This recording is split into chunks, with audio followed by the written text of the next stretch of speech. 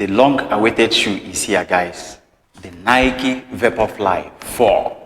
And they did not disappoint. Very interesting changes here. First of all, I will start with what they wrote here. The original Supershoe.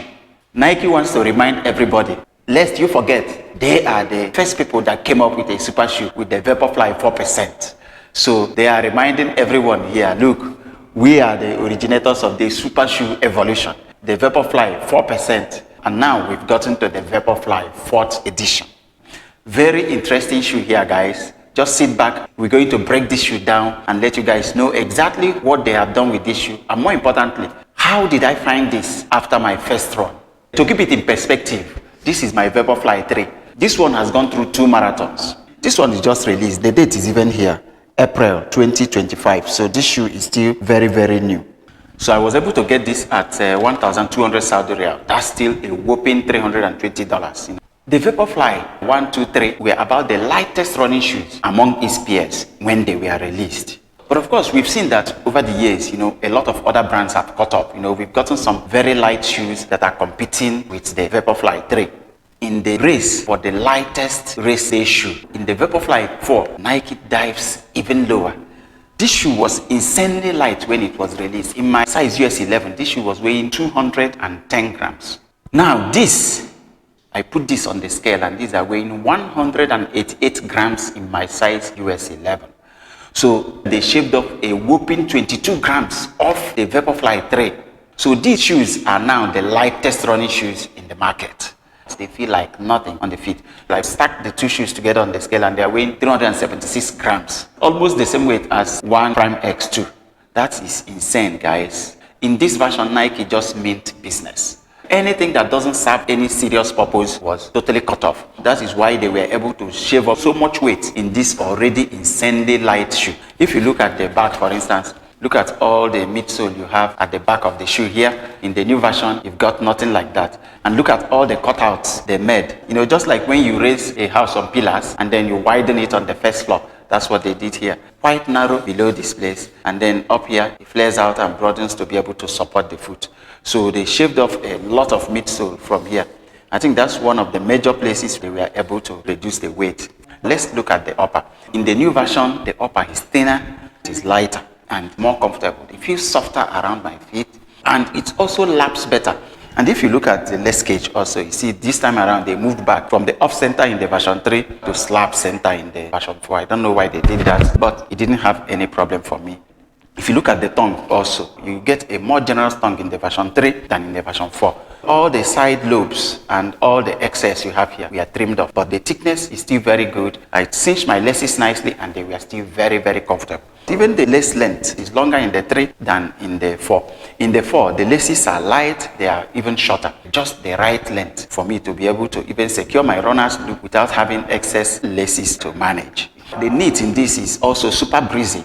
In terms of fitting, the shoe length felt better in the Vaporfly 4. The room in the toe box here is pretty good also. It's got more like a rounded toe. They maintain small padding in the collar and heel counter that helps to keep the heel locked in. Very nice lockdown both in the midfoot and the heel.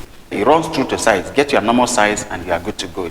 Like the previous version, the insole is gummed to the midsole. It gave a very nice underfoot feel. Now getting to the midsole, like they say, the midsole is listed at 35 millimeters with a 6 millimeter drop. This has an 8 millimeter drop, whereas this one has a 6 millimeter drop. You will notice the lower drop between the version 4 and 3. This shoe is now much better for mid and forefoot strikers. Despite the fact that they say that this is lower. I put the Vaporfly 3 on one foot and the Vaporfly 4 on the other. Guys, I didn't notice any change in stack height. The shoes felt about the same. And when I ran in them, it was also nicely cushioned. I got just about the same level of cushioning I got in my Vaporfly 3 from the Vaporfly 4. It still delivers excellent cushion. The consistency of the Zoom X in the Vaporfly 4 is also slightly different from the consistency in the Vaporfly 3. In the third version, it did feel a little softer. Still, this is insanely soft. One of the softest cushions you are going to get in running shoes. Cushion was excellent. The rebound was amazing. If you couple it with the lightweight, it was super easy to run in this. If we look under, you notice that the cutout in the third version is just very small cutout here to show the fly plate in the middle. In the version, you see they got a longer, wider cutout. These are all the areas that they also use to reduce the weight. running in this or walking in them, you will definitely notice the narrower midsole. It wasn't a real problem for me, but you will notice that this is slightly less stable than the version 3. This one has a wider base, both in the front, in the heel, and in the midfoot. It is not particularly unstable, but you will notice that this is less stable than the version 3. Yeah, that's the only place that I will say that this shoe is lacking so far. That will be felt more by heel strikers, because it's narrow. As you transition, you might feel that it's less stable. But if you're a 4-foot striker, you may not really notice much difference.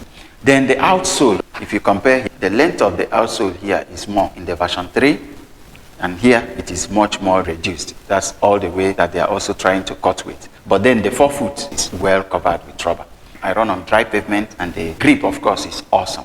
So overall, the ride in this shoe is super light, very cushioned, and very responsive. Be ready for some PBs in these shoes, guys. I'm highly impressed. So is everything perfect? Of course, it never is. I have 2 reservations with this shoe. The first one is the suboptimal stability. It is not as stable as the third version. Of course, it will be worse for heel strikers. The second negative is that because of the lesser volume of foam underfoot, heavier runners may find the cushion wanting. Between the version 3 and the 4, this here is a better upgrade. That is worth looking into if you are looking to upgrade your racing shoe. So guys, I think that's it for me for these shoes. Those are my thoughts on the Nike Vaporfly 4. I hope you've enjoyed the review. Thanks for sticking around to the end, and until the next one, goodbye.